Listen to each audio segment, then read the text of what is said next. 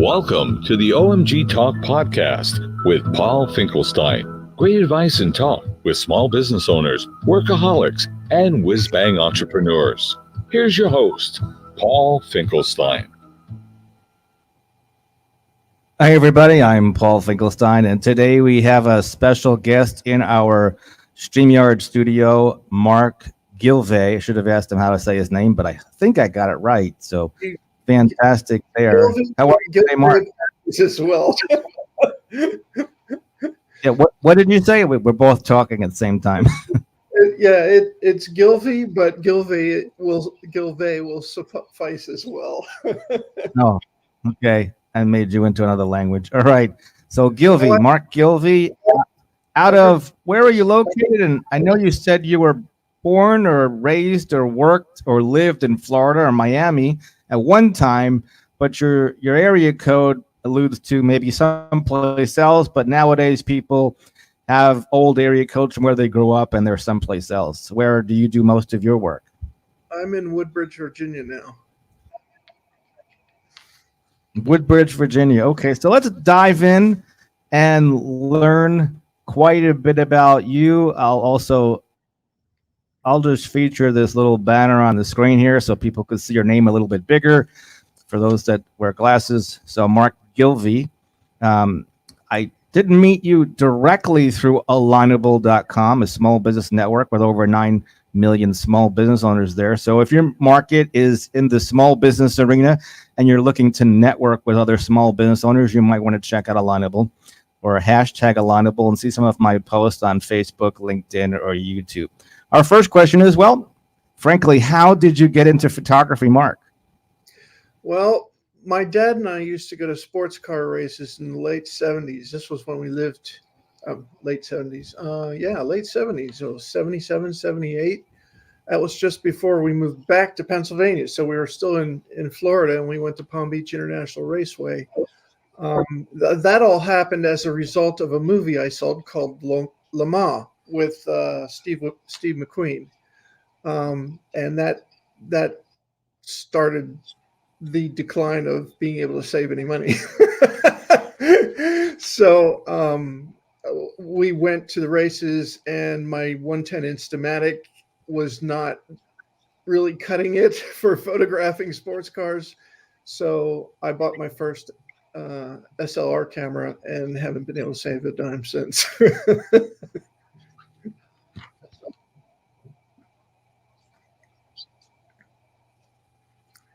Fantastic. Let's dive in a little bit deeper. And I bet you have a really good camera now, don't you? Well, that depends. And if there's any photographers listening to this podcast, they get that question all the time. My camera is now 10 years old. Does that still make it a really good camera? I don't know, but I still find that even to this day, my camera is pretty much as dumb as a sack of hammers. It doesn't know how to compose. It doesn't know when to take the photo, and it knows absolutely nothing about color theory or lighting. So I can apply all those things that it doesn't do to any camera. So that's kind of the status of where that is.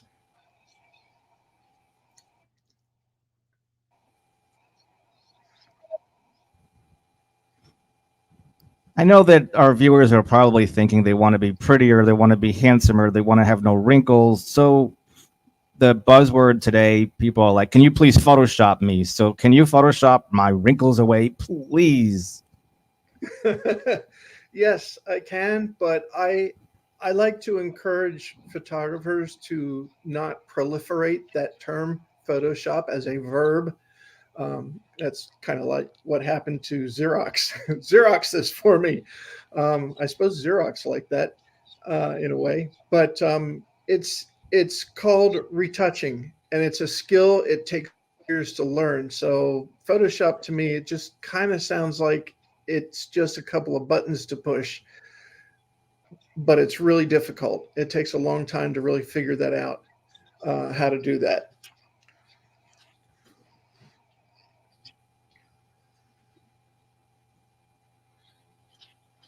Okay, so we're talking here, if you're just tuned in, with Mark Gilvey, and we're going to dive into another question.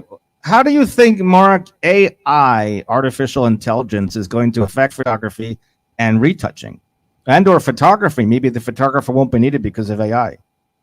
Right. Well, as a tool, it can be useful to repair areas of an image that were cut off. I'm finding I'm still experimenting with it. I mean, it's still in its infancy. So we're all at the beginning of a possibly very exciting time, though many of us are scared as well. Um, so, as far as photo restoration goes, which I do as well, it's still a very hand, a lot of handwork goes into that. But what worries me most about it is the effect it'll have on photography as art, because I've spent years learning Photoshop so I could do surrealistic photos and sell them as wall art. AI is making it much easier to do that sort of thing. Now, when someone looks uh, at my work, they might say, "Oh, was that AI?" And no, it's not. I did this by hand, and before this, well, digitally, but I did it by hand. And before that, it was done in dark rooms, manually using negatives and multiple printing and so forth. So yeah, I'm kind of worried about that. So we're going to see how that plays out.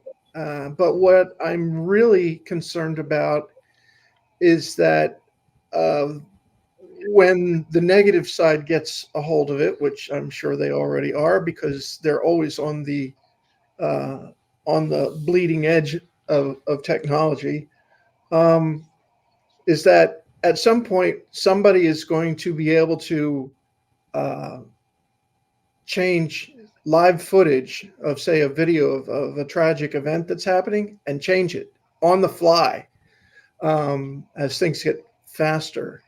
So that's probably my big concern, but I'm also concerned about, the value of the fine artwork that I do as well, and that might migrate me towards other things.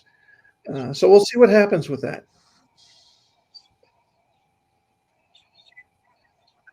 By the way, do you bounce back and forth between video and still photography? And did you actually get formal schooling from a university or college, or did you self train through your darkroom and photographing your family and using the basement for a darkroom, or and before YouTube even, or did you associate with other associations like PPFA, Professional Photographers of America, or if you're in a state like I am, they have Florida Professional Photographers Association that is part of the PPA. Anything like that for you, or you have a good network of photographers that you regularly meet with, or solopreneur? Yes, all of the above. I graduated from the Art Institute of Pittsburgh with an associate's degree in special photography and specialized technology. So I learned the full gamut of studio work there mostly. I've been self taught because I'm constantly experimenting to try out new things to add to my repertoire of ways to solve solutions, ways to solve problems, ways to solve solutions. Um, and I've been a member of PPA. I participated actually in some of the judging when we couldn't get any judges on that, and learned a great deal about it. It's I think it's really important, especially for the folks who are teaching themselves at home. You need to get into a PPA affiliate and learn how to compete in competition there, because it's going to be a little easier to do it there than it will be to compete in actual PPA competitions. But you're going to learn a lot. And one of the things that you need to learn also is how to critique others' work. And by doing that, you figure out what you like, and then that reflects in your own work. So it's real important to not only be critiqued, but critique other works. as well. But yeah, PPA was great. I had some issues, so I had to drop my membership from there. But I talk almost daily to another guy who is also a member of it, and he's pretty particular about his type of photos and so forth. So we have a lot of back and forth. I'm constantly talking with him, and we provide, I don't know if you want to call it mental foreplay to stimulate our photography muse, so to speak. Yeah, that's kind of where I've gone with that. I also joined a ASMP, but that one I also had to drop to help support. Sometimes it's good to have a sounding board because we could take our own work, right? Yeah, no, it is. So tell it, when did you decide to go on your own? Well, I have interned at a newspaper. I worked at a company that did stage productions for corporate meetings and so forth, real large things. I worked on the same type of camera that was used to create the very first Star Wars. It's called an optical printer. And that's what I used to put together slideshows. And basically, I was doing speaker support presentations. I was doing what we do in Photoshop and in PowerPoint on film.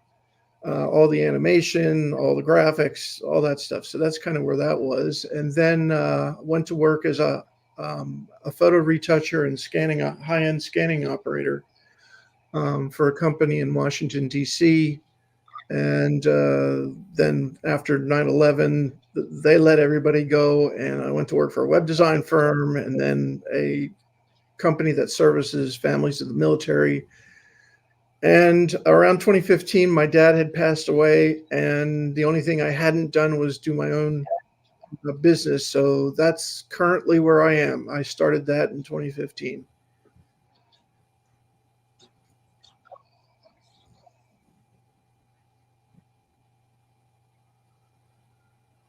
Sorry to hear about that. So it's always tough when we lose a loved one. What things do you like to photograph, or what is your main clientele? Are you mainly photographing business people, or maybe 10% food photography or other areas? And how much percent maybe do you use a drone at all, or areas of photography, real estate photography, etc., senior photography, weddings, any weddings still? Right. No weddings, no families, no fuzzy friends. I'm strictly business to business. So I do corporate events. I photograph corporate headshots. I photograph their products and their services. I photograph restaurants and food for a magazine. And then the only business to consumer thing I do is photo restoration. And let's see, what else do we got in there? Yeah, product photography I do in the studio mostly. People will bring me who want to be Amazon sellers. They bring me their products, and I shoot them on white. And they have some great looking images, so they look professional.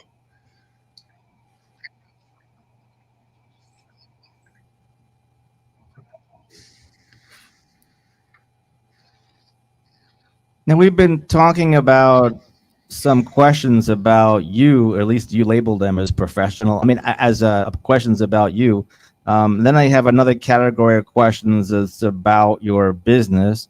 Might be a possible overlap on one of them we might touched upon. But when did you actually start your own studio? Or a lot of photographers, they don't just do photography because they're trying to. The old days, it said that they were supporting their surfer habit, and they had some, and then for some reason, photography is very creative and artistic, and there's a lot of starving artists out there. But that being said, did you start your studio? Maybe you have something on the side or not, or maybe multiple businesses, a true entrepreneur. But when did you start your own studio? And you could take that any direction you'd like for a minute or two. Okay. Well, up to 2015, I had been working for companies, so I wasn't doing just photography. except in the real early days, as I mentioned, with the internship and then the multimedia company. Photography was something else that could be done for them. So the web design and then the graphics design, and photography took kind of a back seat, but I was still doing it. So after I was let go from the government contractor, they ran out of work for a particular. They had a particular program, so they let folks go, and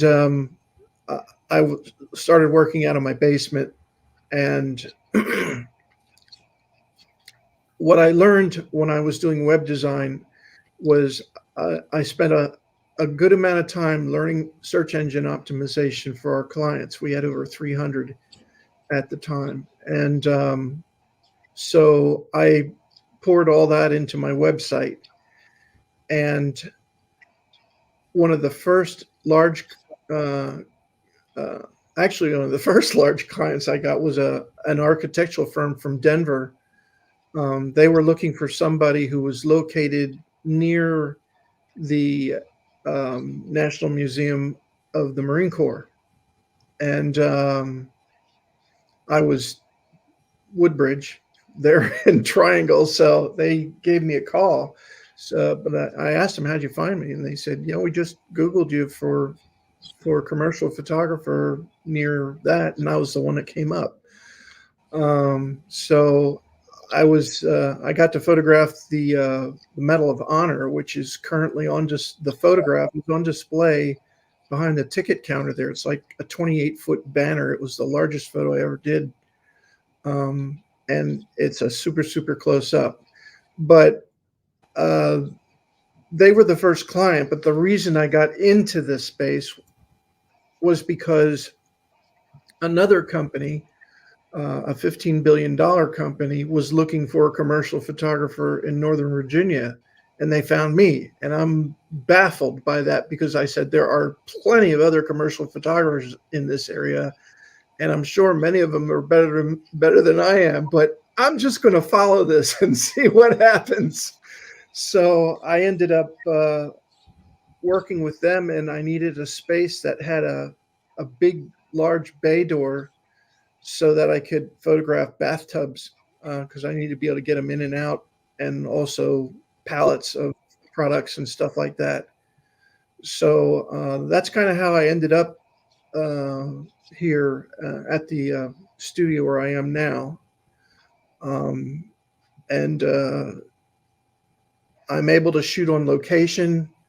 I can bring strobes out. I don't even need a power outlet. I can provide my own battery power, which is kind of cool, because then you can use studio strobes outside. And if I need to, I can get my camera up like 25 feet. I have a pole. I didn't dive into the drone rabbit hole yet. For one, I live inside the Beltway, so it's like a no drone area.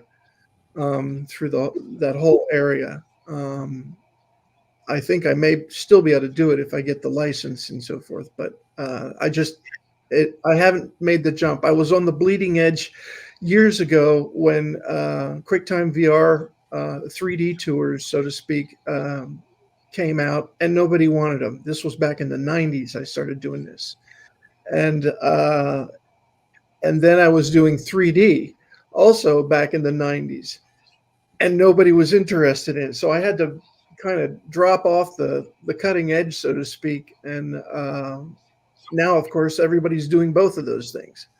So I don't know, that's kind of a drag. So be careful. Be careful. There's the moral of the story is be careful when you get into bleeding edge technology. People may not actually want it right now. So but that's kind of where I am with that. Let's see. What else can I tell you? Let's see. We already talked about all the. Let me ask you. You talked about photographing on location, but I heard that photographers, or at least most photographers these days, work out of their homes.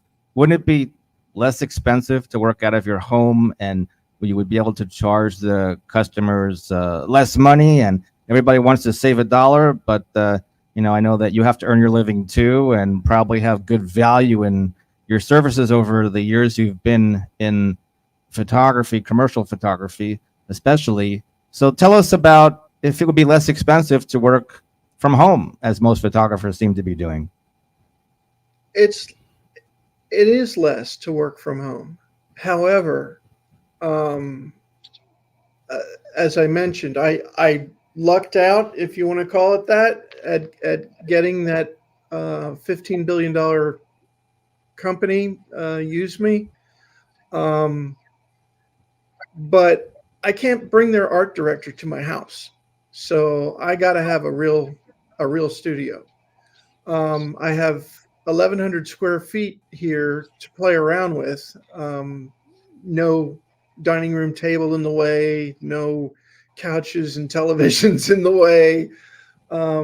So, and then of course there's the tension with your significant other with that stuff also.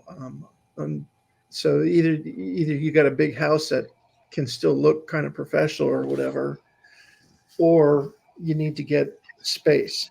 And I don't have to compete with the fireplace or any of that. It's just, or anybody, it's just me. It's my own environment, and it's my creative outlet. And sure, you can do stuff cheaper from home. Some people just do stuff on location, so they don't even do anything at home, and that's terrific.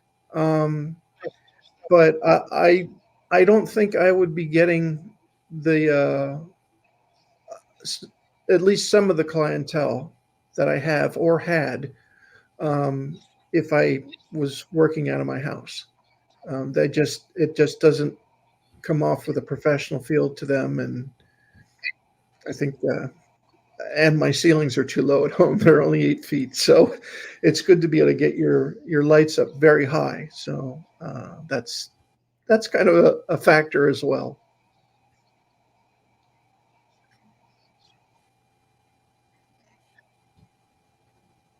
Right. I have one last question for you, and then I'll ask you for your last thoughts and any additional questions that you might have thought of last minute. My last question is, if someone wanted you to photograph products for them, what are some good tips to give them? Okay. Yeah. And I get this. I always tell my clients this stuff as well, and sometimes it gets done and sometimes it doesn't. But they need to make sure their products are clean. All the labels on them are straight. Just because you can Photoshop it doesn't mean you should have to. Retouch. And the product needs to look good. So if there's any scratches on it or dents or anything like that, find another one. You've got probably plenty in your inventory. If you're sending multiple items, make sure you create a spreadsheet that has the SKU number. If it has a SKU number, if it doesn't have a SKU number, come up with a name that you want the file to be called, so you can search for it on your own computer and find it easily. And then, of course, pack the boxes with lots of packing material so things don't move. And most likely the photographer will want your UPS or FedEx number to send stuff back to you as well, if you're not delivering it to them. So that's probably about it for those. I mean, I've really enjoyed photographing products. I've just shot a bunch of African art, wooden sculptures for a gallery. The gallery owner is going to start selling them online, and it was a lot of fun. And he loved the photos that I gave him.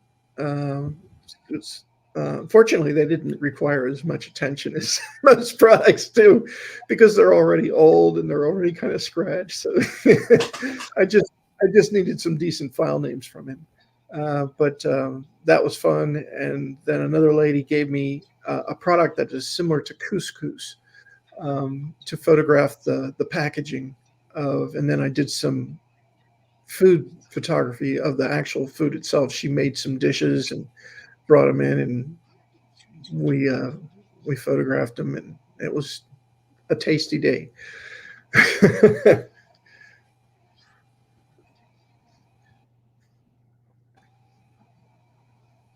Right. And any last thoughts or last minute questions that you want to say out loud and answer, or I'll wrap up?